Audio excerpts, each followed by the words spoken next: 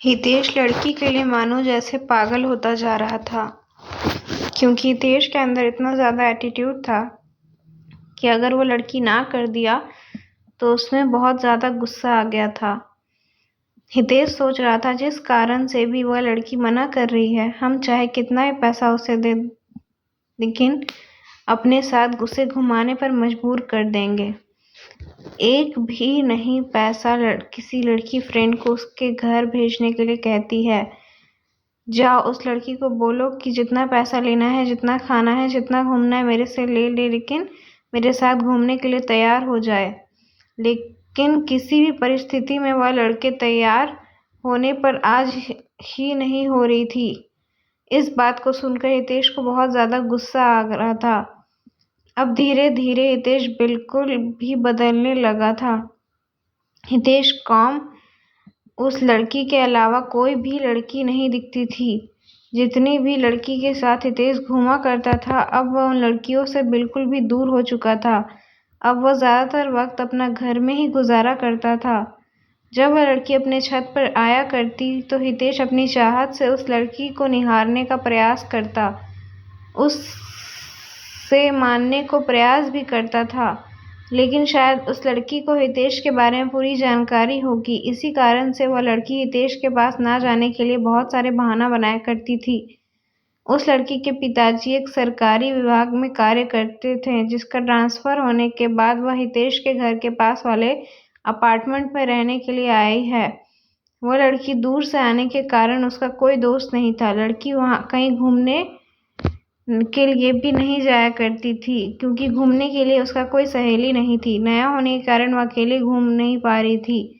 ऐसे तो वहाँ के ज़्यादातर लड़कियाँ अच्छे स्वभाव की नहीं थी, जिस कारण से उस लड़की को कोई भी सहेली पसंद नहीं आ रही थी। हितेश उस लड़की को हमेशा ही याद किया करता था, लेकिन ऐसा कुछ भी नहीं हुआ। कुछ भी न बीत जाने के बाद लड़की अपने अपार्टमेंट को छोड़कर जाने ही वाली थी, क्योंकि उसके पिताजी एक सरकारी ऑफिसर थे और उसका ट्रांसफ़र 3 महीने में दूसरी जगह हो जाया करता था।